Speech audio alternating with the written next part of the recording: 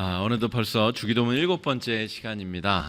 주기도문은 거듭 말씀드리다시피 우리 신앙인들이 정말 중요한 목표를 정하고 앞으로 걸어가야 될 중요한 신앙적인 목표점이자 우리가 늘 반복적으로 묵상하고 그대로 나가야 될 아주 중요한 이정표다라고 말할 수가 있겠습니다. 그러니까 여러분, 오늘 수요기도회 마치면서도 주기도문을 하실 텐데, 또 새벽 기도에 오신 분은 새벽 기도회도 하고, 또 실시로 때때로 기도가 막힐 때도 주기도문을 하시고, 여러 상황에서 우리가 주기도문을 하실 텐데 주기도문을 정말 생명줄처럼 붙잡으시고 이대로 나아갈 수 있길 위해서 여러분 기도하시면 좋을 것 같습니다. 마귀가 하는 일이 뭘까? 잘 생각해 보면 마귀는 주기도문대로 우리가 살지 못하도록 그렇게 만드는 게 마귀가 하는 일이 아닌가 싶습니다. 자기 자신만을 위해서 이기적으로 또 자기 자신이 원하는 것을 끝끝내 이루기 위하여 기도하게만 만드는 것, 그것이 마귀가 하는 일이다라고 볼 수가 있겠습니다. 지금까지 내용을 잠깐 정리할 텐데 여러분, 머리와 마음에 새기시고 주기도문 암송하실 때마다 지금 우리가 요약하는 내용이 살짝 머리로 스쳐가시면 좋겠습니다.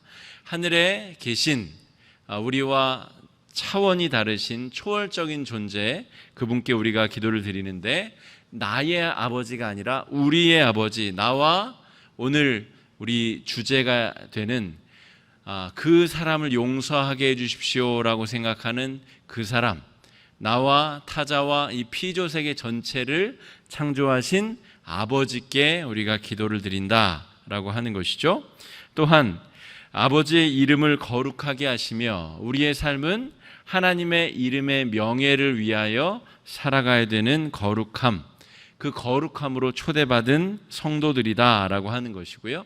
그것은 계속해서 애굽과 이 가나안 문화로부터 완전히 벗어난 하나님의 백성의 삶을 추구하는 거룩한 삶으로 우리가 나아가길 원합니다라고 하는 기도입니다.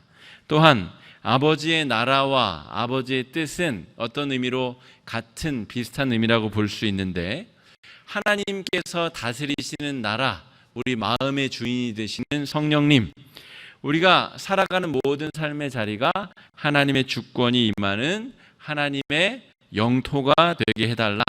그래서 하나님이 마음에 하늘에 꿈꾸고 계신 뜻이 나로 말미암아 이 세상 가운데서도 이루어지기를 원합니다.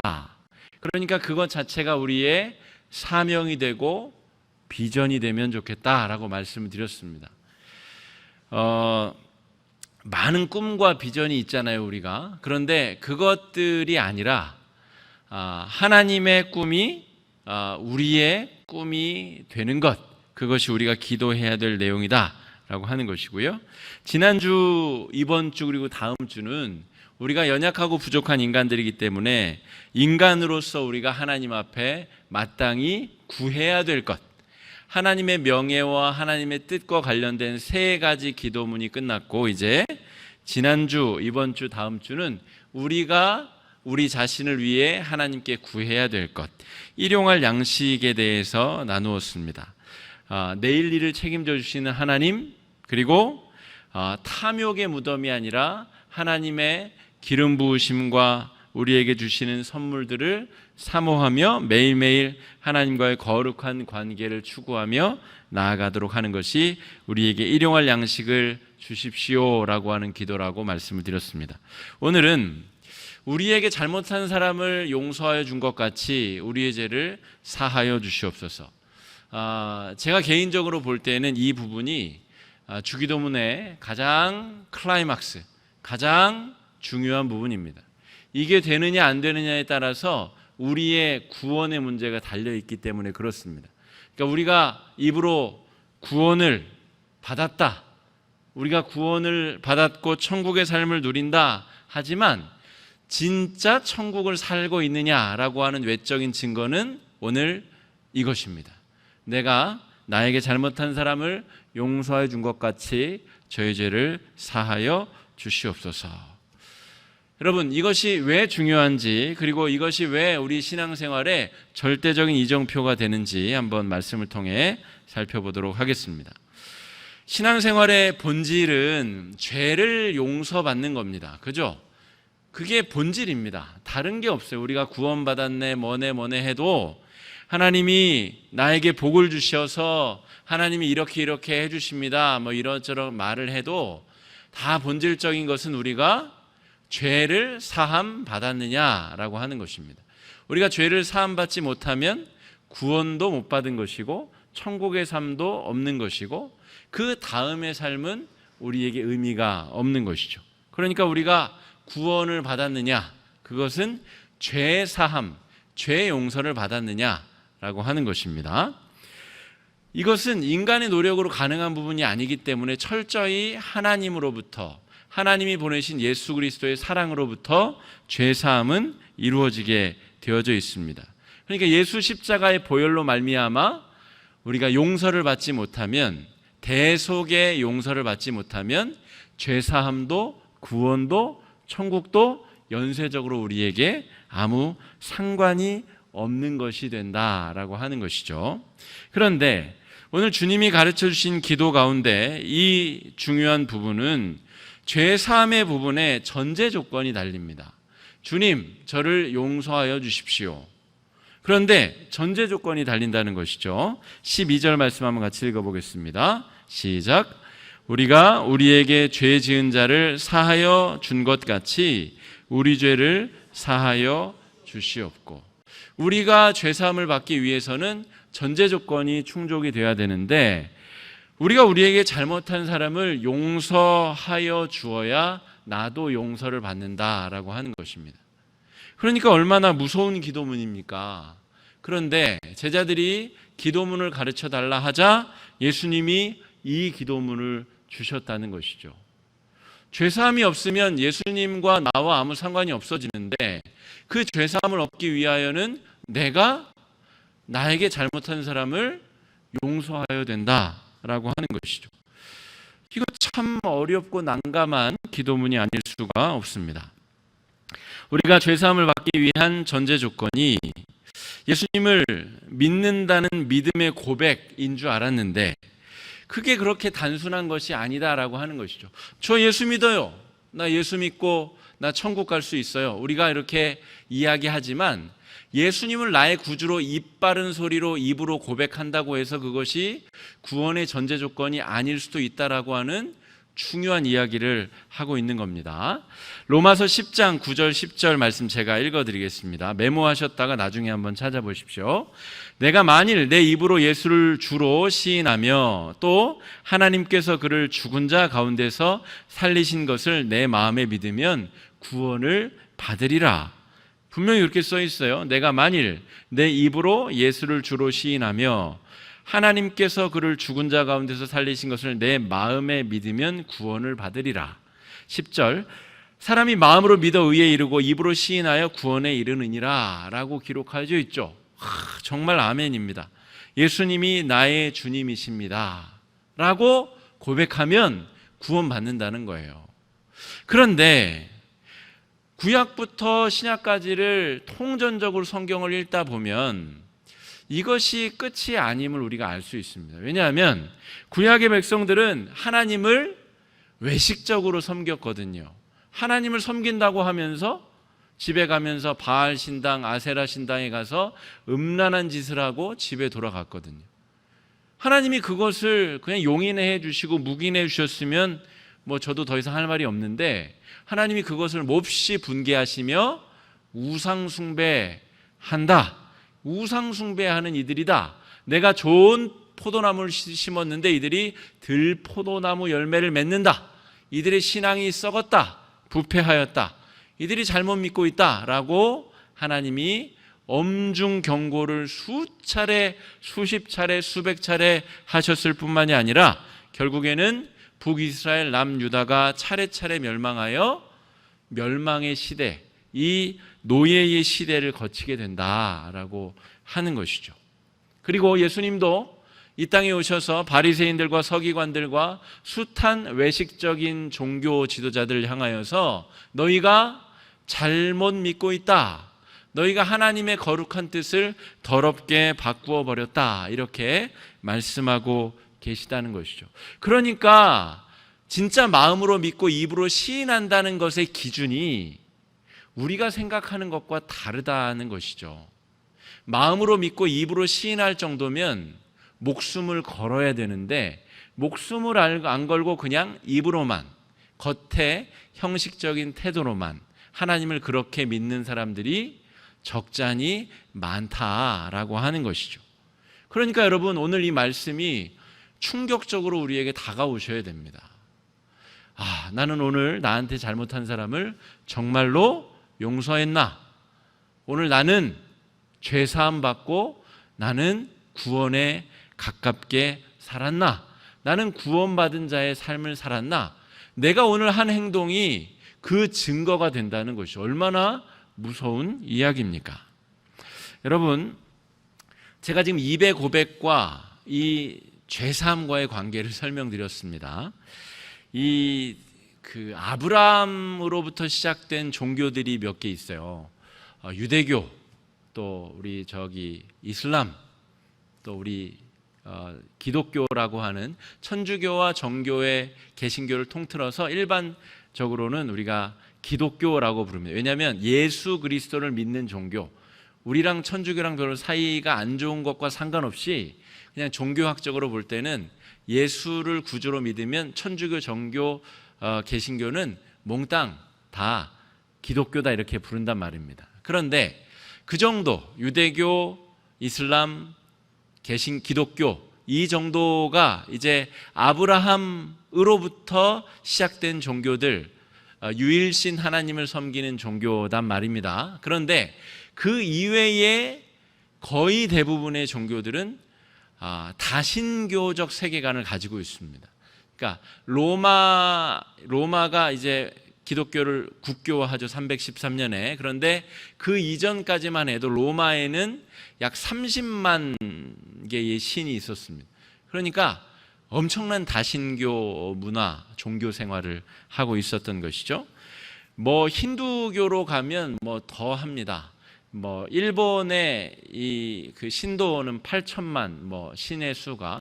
인도로 가면 숫자를 헤아리는 것 자체가 불가능한데 대략적으로는 3억 3천 이렇게 부릅니다. 신들의 숫자가 그렇게 많습니다. 그러니까 선교사들이 가서 복음을 전하면 이슬람이나 공산국가나 이런 데는 정말 힘들어요. 왜냐하면 마음으로 믿어 입으로 시인하고 그대로 살아가려면 목숨을 걸어야 되거든요. 그런데 일본이나 인도령에 있는 이 힌두 불교 문화권에서는 복음을 전하는 게 또 다른 문제에 직면합니다. 예수님을 전하면 너무너무 열렬히 환영하게 예수님을 받아들이는데 3억 3천 한 번째 신으로 받아들이는 거죠. 예수님 참 그래, 참 새롭고 좋은 신을 소개해 주셔서 고맙다. 그리고 예수님의 신상을 3억 3천 첫 번째 자리에 갖다 놓는단 말이죠. 그러니까 예수님의 존재를 부정하는 것도 아니고 예수님이 없다고 하는 것도 아니고 예수님을 믿느냐 그러면 예수님도 믿는다고 하는 거죠. 그런데 정말 하나님이 원하시는 그 믿음을 가졌느냐, 그리고 그 믿음대로 살아가느냐는 별개의 문제인 거죠. 그러니까 그냥 문자적으로 내 입으로 예수를 시인하면 구원을 받았다는 이 문자적인 표현을 그대로 적용한다는 것은 굉장히 무리수가 있다라고 하는 것이죠. 그러나 여러분, 저는 그렇게 생각합니다. 이것이 하나님의 관점으로서는 어떤 때는 문자적으로 적용을 해야 될 때가 있습니다.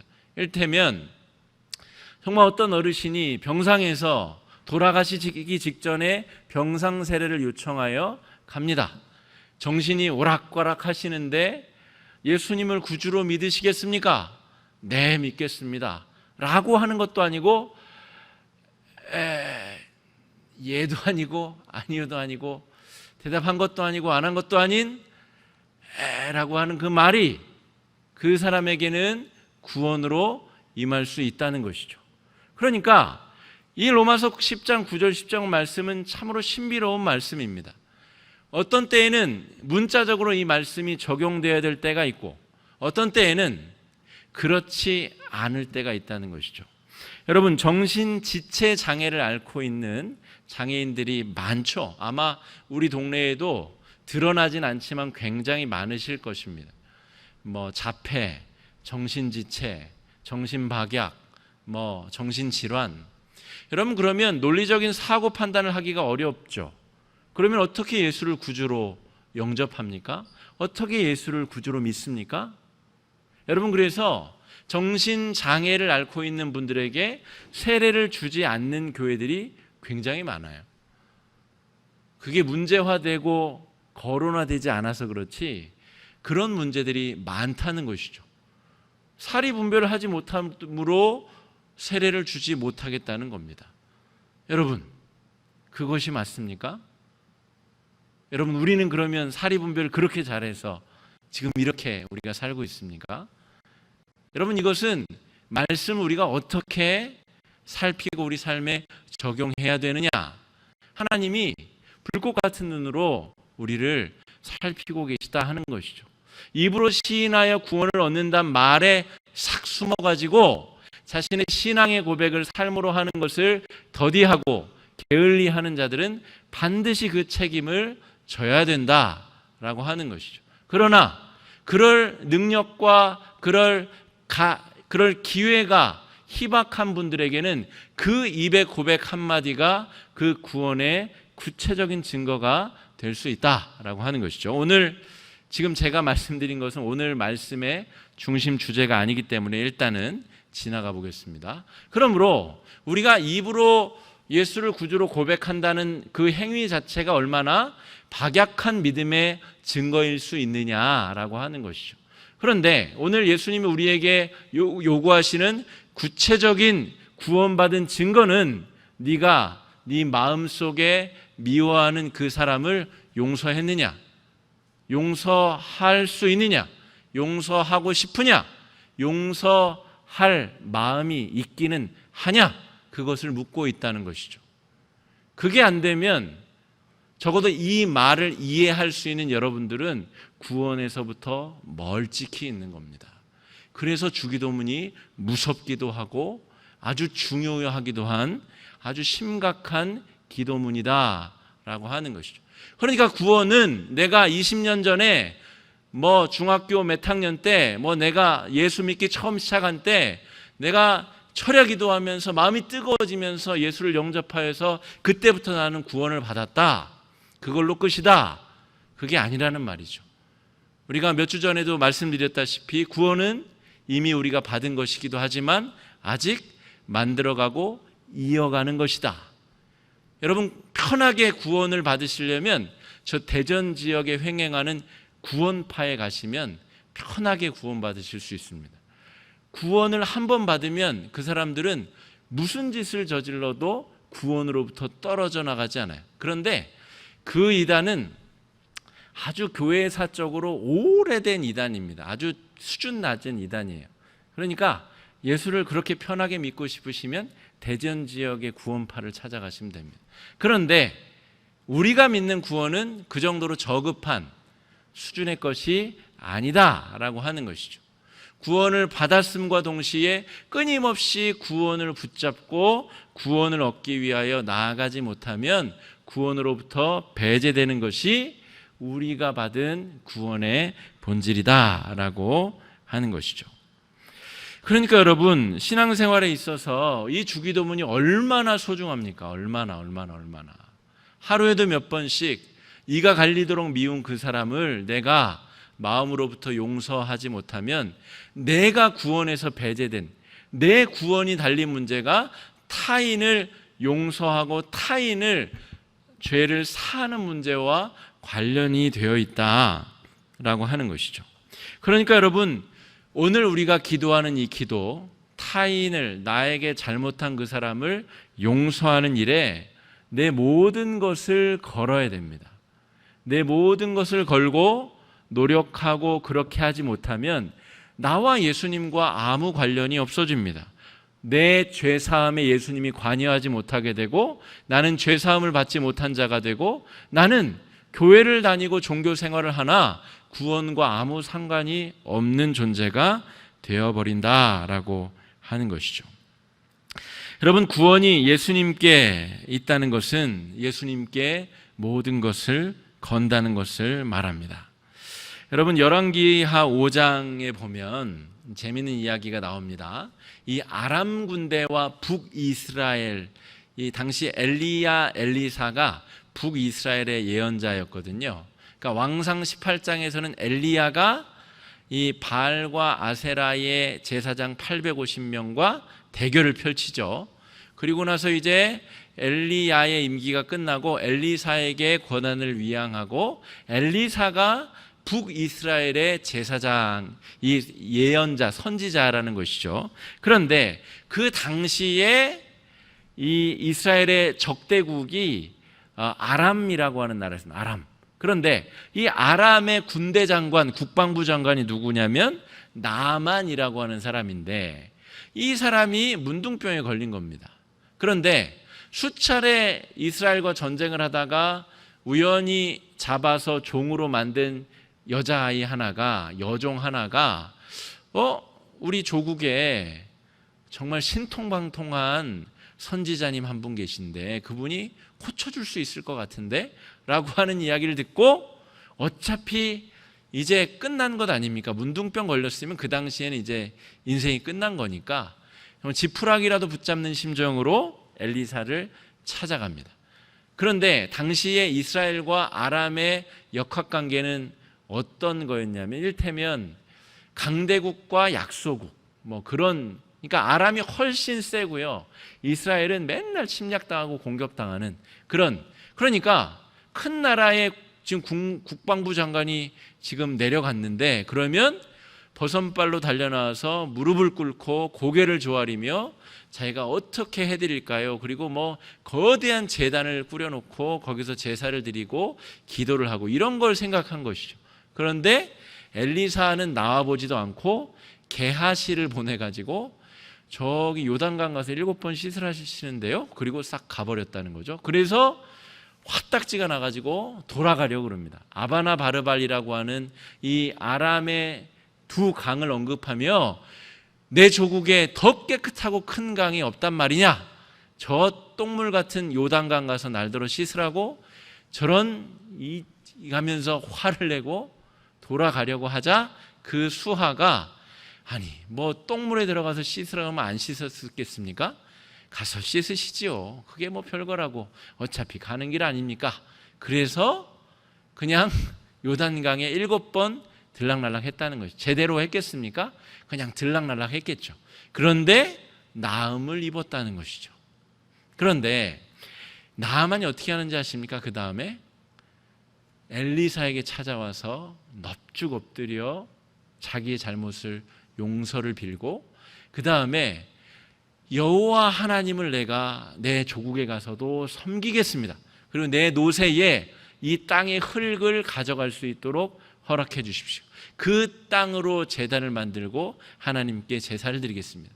다만 제가 조국에 가서 우리 민족의 신께 가끔 제사를 드리러 가야 되는데 그것만큼은 용서해 주십시오. 그랬더니 엘리사가 뭐라 그래요? 그러려무나 그럽니다.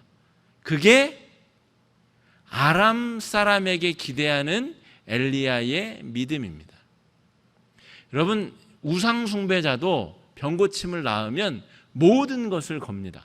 자신이 지금까지 섬겨왔었던 신을 버리겠다, 하나님만을 섬기겠다. 그러나 그 신앙이 아직 미진하고 부족하기 때문에 가끔 우리 민족 신에게 가서도 내가 제사를 드려야 되는데 그것만 좀 봐주십시오. 그게 우리의 연약한 믿음이다.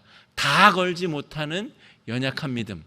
그것이 창세기부터 요한계시록까지 끊임없이 등장하는 우상숭배자들의 믿음, 꼭 그것과 같습니다.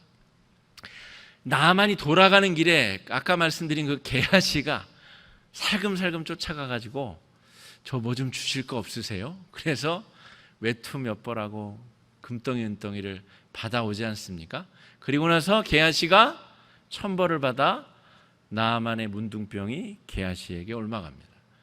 여러분, 하나님께 모든 것을 걸지 않으면 구원을 받을 수 없다라고 하는 것이죠. 여러분, 하나님께 모든 것을 건다는 것은 나에게 해코지하고 나에게 잘못한 사람을 내 힘으로 용서할 수 없다는 것을 깨닫는 겁니다. 용서는 절대로 내 힘으로 할 수 있는 게 아니죠. 내 힘으로 절대 할 수 없습니다. 하나님이 주시는 힘으로 할 수 있다라는 믿음, 나는 불가능하지만 하나님이 주시는 마음, 그 능력으로 가능하다. 그러므로 주님께 용서할 수 있는 마음을 구하는 것, 그것이 진짜 중요한 믿음이다라고 하는 것이죠. 여러분, 수로보니게 여인 기억하시죠? 수로보니게 여인은, 수로보니게는 이방 땅입니다. 그런데 그 여인 하나가 예수님의 소문을 듣고 쫓아와가지고 제 귀신 들린 딸을 고쳐주십시오. 그랬더니 예수님이 시험하시죠. 나는 이방 개들에게는 기적을 베풀지 않을 것이다. 개들도 상 위에서 떨어지는 빵 부스러기는 먹지 않습니까? 그거라도 주십시오. 여러분, 다 걸면 그렇게 할 수 있습니다. 다 걸면 딸의 귀신이 나음을 받을 수 있다라고 하는 것이죠. 그러니까 여러분, 나에게 잘못한 사람을 나는 내 눈에 흙이 들어오기 전에는 절대 용서 못한다라고 하는 말을 할 수 없는 거죠.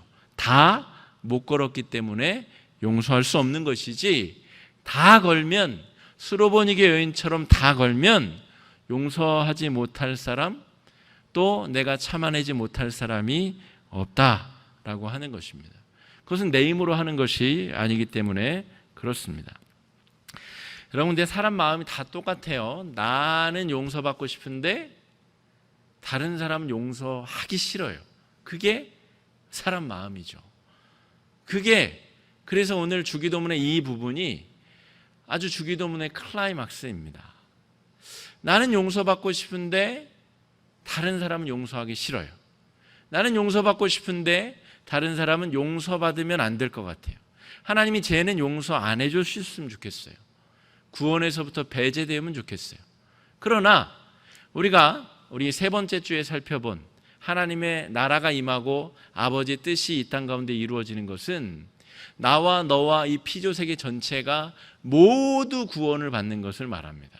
아무리 심각한 범죄자, 아무리 잔혹한 사람, 아무리 심각한 범죄자라 할지라도 하나님의 구원의 은총에 모두가 속하기를 바라는 것이 하나님의 뜻이다라고 하는 것이죠. 그러니까 내 마음속에 나만 구원받고자 하는 그 마음은 하늘의 뜻, 하나님 나라가 아니다라고 하는 것이죠. 그래서 하나님이 모든 사람들을 구원의 그늘 안에 두기 위한 증표와 방법이 사랑이라는 것이죠. 사랑. 그래서 기독교는 사랑의 종교입니다. 사랑은 용서와 녹여냄의 종교이죠.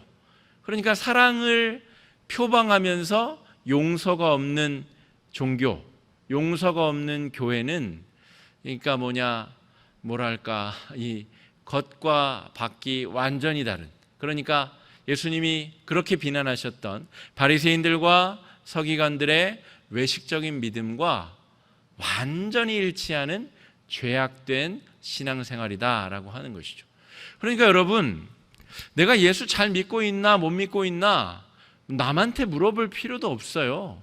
너무나 객관화하실 수 있는 증거가 삶으로 그대로 드러나는 겁니다. 용서를 못하는 태도, 그것은 예수를 못 믿고 있거나 안 믿고 있는 태도이다. 여러분, 이러면 저는 용서를 잘할 것 같죠? 용서를 잘하고 모든 사람들을 다 용서할 것 같죠? 전 여기 똥 싸고 개똥 안 치운 사람도 용서 못 해가지고 여기다가 다 포스터 붙여놨잖아요. 용서가 그렇게 쉬운 게 아니에요. 그래서 노력이 필요하고 끊임없이 하나님 앞에 매달려야 되는 것이죠. 여러분, 우리가 이 용서와 틀린 것을 바로잡는 것, 이거는 좀 구분을 하실 수 있어야 됩니다. 오늘의 주제는 그게 아니지만 어쨌든 주님이 70번씩 7번을 용서하라는 말씀과 또 마태복음 18장에 형제가 잘못하거든 반드시 그것을 지적하여 그것을 고치도록 하고, 그것을 안 고치면, 교회의 이야기하고 그래도 안 고치면 내쫓아서 이단, 그러니까 이방인처럼 여겨라 라는 말씀이 마태복음에 똑같이 들어있습니다. 그러니까 잘못된 것을 수정하고 고치게 하는 것과 그 사람을 용서하는 것과는 구분할 수 있어야 되는데, 어쨌든 오늘의 주제는 그게 아니니까, 저도 몇 년 전까지 저희 친척 중에 한 명을, 그분은 이 방송을 안 보실 거기 때문에 그분을 용서하지 못했습니다. 예수 믿고 오랜 시간이 되었는데 용서하지 못했어요. 실제로 용서가 안 되더라고요. 정말 그것 때문에 너무너무 고통스러웠습니다. 예수를 믿어도 용서가 안 되는 것을 제가 경험했기 때문에 제가 오히려 이렇게 큰 소리로 용서하셔라 라고 저를 포함해서 저한테도 하는 설교죠. 용서합시다. 용서해야 됩니다. 용서할 수 있습니다 라고 말씀을 드리는 거죠. 그분은 지금 제가 용서가 됐는데 또 순간순간 새로운 존재들이 나타나고, 새로운 악행자들이 제 기준에 볼 때 나타나고, 제가 용서할 수 없는 사람들이 수시로 나타나기 때문에 끊임없이 예수 십자가의 보혈을 붙잡지 않고는 구원의 연속성으로 나아가기가 어렵다는 것이죠. 그러니까 끊임없이 타인을 용서하기 위해서라도 우리가 예수 십자가의 보혈을 하루에도 12번씩 떠올리며 붙잡고 기도하며 나아가야 된다라고 하는 것입니다. 여러분, 이때 필요한 이 지식 한 가지가 있습니다. 저는 제가 아까 말씀드린 그분 그리고 몇몇을 용서하지 못해서 제가 사실은 이제 목회자의 길도 중간에 그만두려고 했었고, 신대원 가기 전에. 그리고 그 문제를 해결하기 위하여 이 신학과 더불어 사람 마음을 공부하는 일을 병행하였습니다. 대학원을 하나 더 가고, 대학원을 가기 전에 강호를 떠들면서 수많은 스승들을 만나고 또 배움을 얻고 하는 시간을 가졌습니다. 그러고 났더니 오늘 우리가 다루는 이 주제에 또 중요한 지식이 교회에서 다루어지고 있지 않다라는 것을 깨닫게 되었습니다. 그것은 우리 마음에 우리가 인지하지 못하는 엄청나게 큰 영역이 존재하고 있다라고 하는 것이죠. 그 영역을 영적으로 우리가 접근하는 것, 그것이 신앙생활의 본질이다. 저는 제 신학 연구의 방향성을 그렇게 정했습니다. 어떤 사람들은 이 성서학이라고 하죠. 히브리어, 헬라어, 라틴어를 열심히 공부해서 그렇게 방향성을 정하는 사람도 있고, 우리 전부민 전사님은 이 조직신학이라고 해서 이 조직적 신학, 그러니까 철학적 신앙으로 그 방향성을 정하셨고, 저는 제가 아주 심취하였었던 이 문제 때문에 그렇게 방향을 정하였던 것이죠. 이 문제가 어떻게 가능하냐, 그리고 이 문제는 왜 벌어지냐. 왜냐하면 교회 안에서 그렇게 미워하는 사람들이 많아요. 용서를 못해, 서로. 저도 그런 삶을 살았지만 정말 예수님 믿으면서도 그게 안 되는 문제, 그게 왜 그럴까? 저는 그게 너무너무 신비한 영역에 속하는 문제였기 때문에 강호를 떠들며 여러 가지 경험을 하고, 또 학교에 가서 공부도 하고 또 그렇게 했다는 것이죠. 오늘 다 설명할 수 없는데 나중에 이걸로 성경 공부를 좀 개설하려고 합니다. 영성과 내면 아이 세미나나 영성과 자기 발견하기 세미나, 이름을 뭐라고 붙이든 어쨌든 내가 인지하지 못하는 내 속의 그 문제를 성령과 함께 탐색하지 못하면 늘 호통만 치다가 용서하십시오 이렇게 호통만 치다가 그냥 끝나는 신앙생활을 우리가 하게 될 게 뻔합니다. 용서하십시오 이렇게 말하는 사람도 자기도 용서하지 못하면서 용서하십시오 이렇게만 말하다가 신앙생활이 끝나게 된다는 것이죠. 오늘 잠깐만 소개를 드리자면, 우리 마음엔 내가 알지 못하는 비밀의 공간이 있다는 것이. 근데 이거는 하나님이 만들어 주셨어요. 왜냐하면 그 비밀의 공간이 없으면 사람이 도무지 정신병에 걸리지 않고 살 수가 없기 때문에 그 비밀의 공간에 모든 쓰레기들을 다 저장하고 살도록 하나님이 인간을 그렇게 만드셨어요. 왜냐하면 사람이 혼자 살 수 없고 함께 살다 보면 아무리 사랑이 가득한 가족 안에서도 갈등이 생기고 섭섭마귀가 들어가고 다툼이 벌어지고 갈등이 생기거든요. 그러니까 그거를 다 기억하고 다 표출하고 다 뿜어냈다가는 다 사람 칼로 찔러 죽이고 가족 해체되고 이러지 어떻게 가족이 남아있겠습니까? 그래서 하나님이 우리의 마음의 비밀 공간, 아주 큰 저장 공간을 두셨다라고 하는 것이죠. 그리고 우리 마음의 쓰레기들이 거기에 차곡차곡 쌓이게 된다는 것이죠. 이게 있다는 증거가 있습니다. 그게 바로 우리가 꾸는 꿈, 그리고 실수 뭐 이런 겁니다. 그건 나중에 기회가 될 때 또 말씀을 드릴 텐데, 어쨌든 그런 공간이 있는 것이 확실합니다. 그런데 그 안에 숨어져 있는 그 더러운 이 찌꺼기들, 쓰레기들이 문제인데, 그게 밖으로 뿜어져 나올 때가 있습니다. 언제요? 내 마음에 생각하고 있는 그것을 하고 있는 사람을 만나면 그게 투사가 되면, 투사라는 한자어는 던질 투자에 베낄 사자를 써서 밖에 던져서 뿌리는 거. 그러니까 이 프로젝터가 정확하게 투사입니다. 그러니까 얘가 쏘는데 여기서 비춰지잖아요. 그러니까 내 마음에 이 분노가 있는 사람은 화내는 사람을 보면 화가 나요. 그러니까 자기 안에 있는 내가 인식하지 못한 이 쓰레기가 상대방에게서 발견이 될 때 작동이 일어난다고요. 반응이 일어나요. 그리고 그 사람을, 그 행동을 미워하게 되어 있습니다. 그러니까 여러분, 유난히 저 사람이 밉다, 유난히 저 사람의 행동이 싫다 그러면 그게 100%는 아니지만 거의 99.9%는 자기 안에 있는 겁니다. 그러니까 싸움은 수준이 똑같은 사람이 하는 거예요. 수준이 한 사람이 조금만 높으면 싸움은 안 이루어집니다. 자기 안에 있는 것을 저쪽에서 발견했기 때문에 그것 가지고 싸우는 겁니다.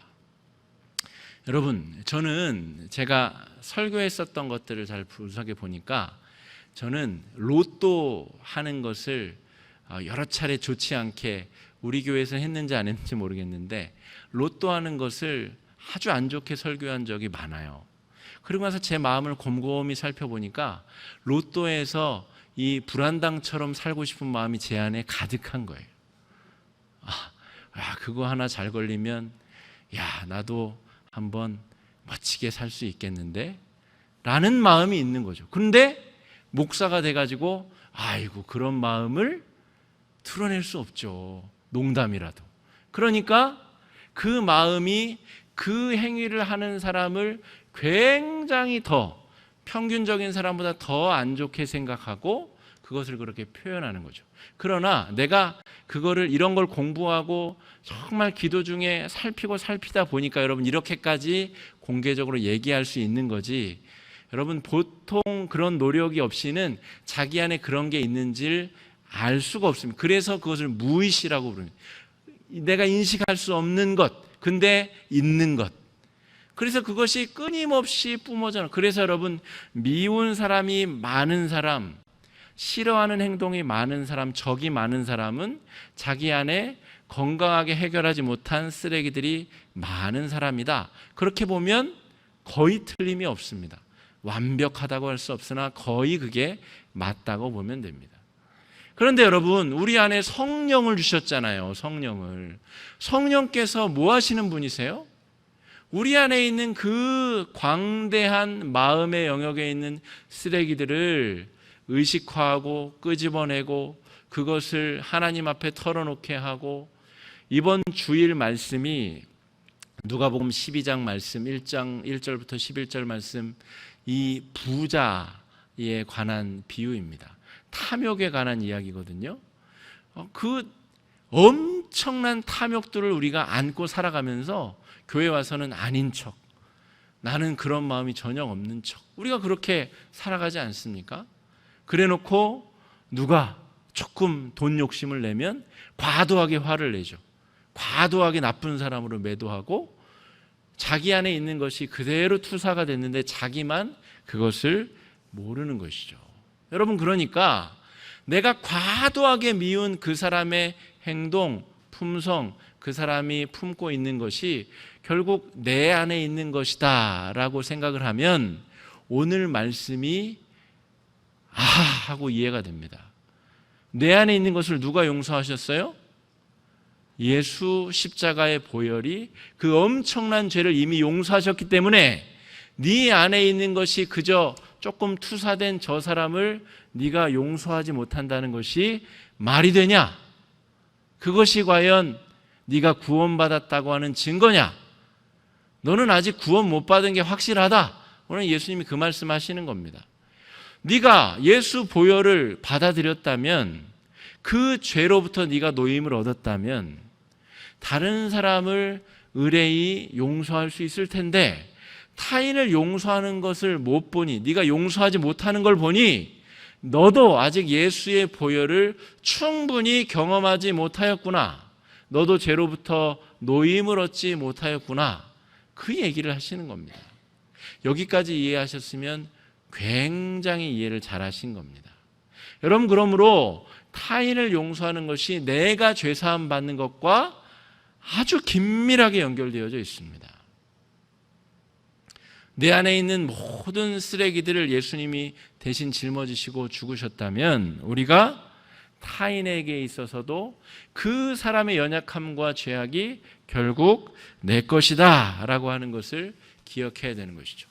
저는 저녁에 TV를 보면 이제 격투기 프로그램을 자주 보면, 제가 왜 격투기 프로그램을 자주 볼까요?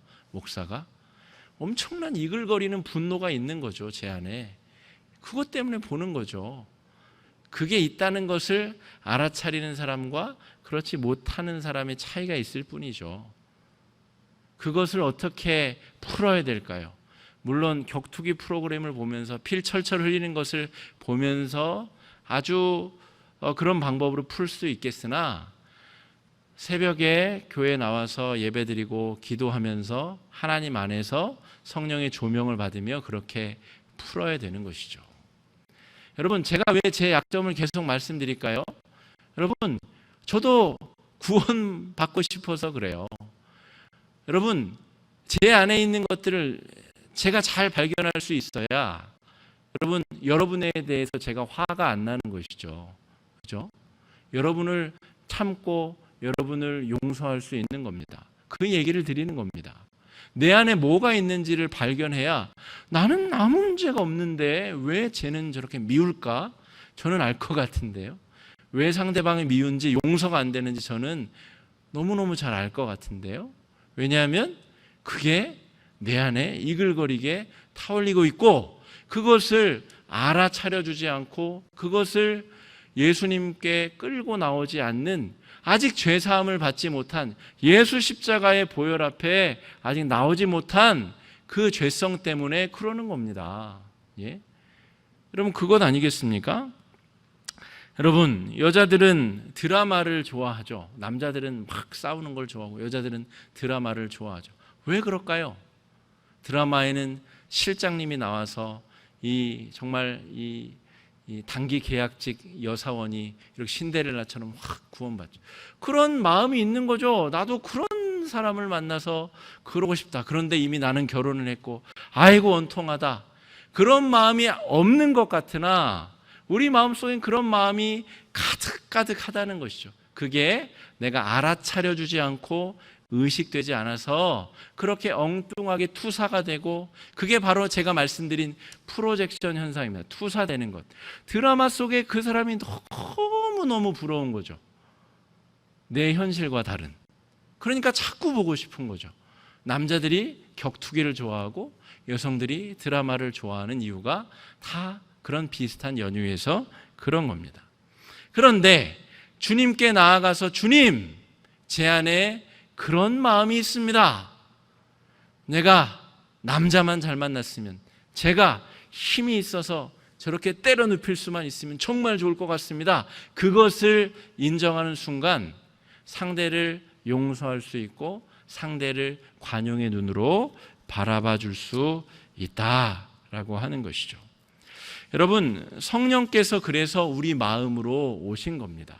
왜냐하면 제가 말씀드린 우리의 쓰레기들이 쌓여있는 이곳이 우리의 마음 저 깊은 곳에 있기 때문에 그렇습니다. 그래서 예수님, 그 다음에 성령께서 우리 마음의 주인으로 오셔서 그 깊은 곳에 있는 곳에 그분이 내려가셔서 나도 깨닫지 못하는 그 죄악의 문제를 다 해결하시고 회복하시기 위해 우리 가운데 오셨다라고 하는 것이죠. 그러므로 여러분, 타인을 용서하기 위해서는 내가 용서를 받아야 되고 예수 십자가의 보혈의 은혜를 경험해야 됩니다. 마태복음에 보면 우리 1만 달란트 탕감받은 종의 비유가 나오죠. 제가 새벽 예배 때 잠깐 언급한 적이 있는데 16만 년 어치를 일해야 될 돈을 탕감받은 사람이 100일치 일당을 빚진 사람을 용서하지 못했다는 말입니다. 16만 년 대 100일입니다. 16만 년을 일해야 벌 수 있는 돈을 용서받았는데 고작 100일 일당을 용서하지 못해서 결국에는 그 사람이 어떻게 되죠? 타시 감옥에 끌려간다는 것이죠. 여러분, 그 얘기의 결론이 중요한, 그 사람이 어떻게 된다고요? 다시 감옥에 끌려가요. 슬피 이를 갈며 한 번 탕감 받았을 때 잘해야 되는데 나가서 자기가 탕감 받은 건 생각 못하고 다른 사람을 그렇게 대했다는 것이죠. 무서운 얘기입니다, 여러분. 아주 무시무시한 비유가 1만 달란트 탕감 받은 사람에 대한 이야기입니다. 그럼 시간이 많이 지났기 때문에 오늘 제가 흥분해서 얘기가 좀 설교가 길어졌는데, 다른 사람을 용서하기 위해서 우리가 노력해야 될 방법 한두 가지만 좀 거론하고 말씀을 마치겠습니다. 있는 그대로 나를 인정하고 받아들이는 것이 중요합니다. 내가 예수를 믿었고 구원을 받았음에도 불구하고 여전히 내 안에 탐심과 미움과 살인 충동과 여러 더러운 마음들이, 내 잘못은 가리고 싶고 남의 잘못은 들춰내고 싶은 마음, 이렇게 저렇게 말을 만들어내서 타인을 공경에 빠뜨리고 싶은 마음, 그런 것들이 내 안에 이글거리고 있음을 있는 그대로 인정해야 됩니다. 왜 어떻게 인정해요? 이미 성령은 내 안에 살고 계세요. 내가 인정을 하든 안 하든 그분은 다 알고 계세요. 내가 인정을 안 할 뿐이지. 그러니까 그분께 인정하는 겁니다. 주님, 사실 제가 격투기 프로그램을 보면서 그 사람을 정말 때려 눕히고 싶습니다. 그런 마음이 있습니다. 그런 죄성이 제 안에 있습니다. 라고 성령께 고백을 하는 거죠. 주님, 그 사람이 저는 너무너무 미워 죽겠습니다. 있는 그대로 인정을 하면 그 미움이 밖으로 성령과 대화하는 순간에 의식화되면서 약해지고 옅어집니다. 그게 바로 기도의 본질이죠. 기도는 주님, 우리 집 팔리게 해주십시오. 그것도 필요한데, 그거는 지금 그거 기도할 새가 없어요. 지금 집 팔리는 것보다 지금 내 영혼이 구원을 받아야 지금. 그러니까 주님께는 내 안에 있는 더러운 것들을 털어놓는 시간이 기도의 아주 중요한 내용입니다. 주님, 이것 때문에 제가 또 저 사람을 미워하고 용서하지 못하고 또 다투고 있습니다. 주님, 이게 제 안에 있습니다. 오늘 또 발견했습니다. 용서해 주십시오. 잘못했습니다. 여러분, 이게 우리가 하나님 앞에 이 기도를 제대로 드리기 위해서 날마다 우리가 노력해야 되는 내용이다. 있는 그대로 나 자신의 죄악을 성령께 인정하고 고백하는 것, 있는 그대로 나 자신을 바라보는 것. 왜냐하면 주님이 있는 그대로 나를 바라보셨기 때문에, 치유하셨기 때문에. 두 번째는 말씀 가운데 은혜를 경험하는 것인데, 아까 말씀드린 투사 있잖아요. 투사가 성경 안에서 이루어지면 아주 좋습니다. 그건 정말 그런 그런 연습과 훈련이 되신 분은 정말 하나님이 사랑하시는 분입니다. 저는 성경 인물 중에서도 탕자하고 나사로를 아주 좋아합니다. 왜인지 모르게 계속 좋아했는데 이런 공부를 하면서 제가 성찰해 보니까 나사로의 그 열등감과 이 탕자의 그 엄청난 이 아버지의 뒤통수를 때리고 도망가고 싶은 마음이 제 안에 가득한 거죠. 그러니까 특별히 다른 사람들이 아니고 저는 나다나엘 같은 사람은 별로 공감이 안 돼요. 그냥 늘 옳은 삶을 지향하려고 하는 이런 모범생한테는 저는 잘 공감이 안 되고 제 안에 그게 가득한 것이죠. 열등감과 여러 죄악과 이게 가득하기 때문에 그 특정한 대상들에게 제가 투사가 되는 겁니다. 그 말씀을 묵상하며 자기 자신의 연약함을 의식화하고 발견해내시는 것, 이게 말씀을 통한 묵상. 아까 처음에 말씀드린 것은 성령께 기도하며 자기 자신을 발견하는 것, 이렇게 말씀드릴 수가 있겠습니다. 오늘 이 시간에 다 설명드릴 수는 없는데 어쨌든 오늘 우리가 배운 이 기도, 나에게 잘못한 사람을 용서해 준 것 같이 저를 용서해 주십시오, 이것은 구원의 전제 조건이다라고 하는 인식 속에 이 기도를 드리시고 이 말씀을 또 묵상하실 수 있게 되었기를 바랍니다. 또한 지금 당장 오늘 당장은 안 되더라도 여러분, 나에게 잘못한 그 사람을 반드시 용서하실 수 있어야 됩니다. 그러려면 내가 먼저 용서받아야 되고 내가 먼저 탕감 받았습니다. 이미 내가 받았다는 사실을 기억하고 깨닫고 은혜 가운데 있어야 다른 사람을 용서할 수 있는 것이죠. 그런 은혜가 우리 성도님들과 함께 하시기를 간절히 축복합니다. 이 시간에 말씀 의지하여서 함께 기도하시겠습니다.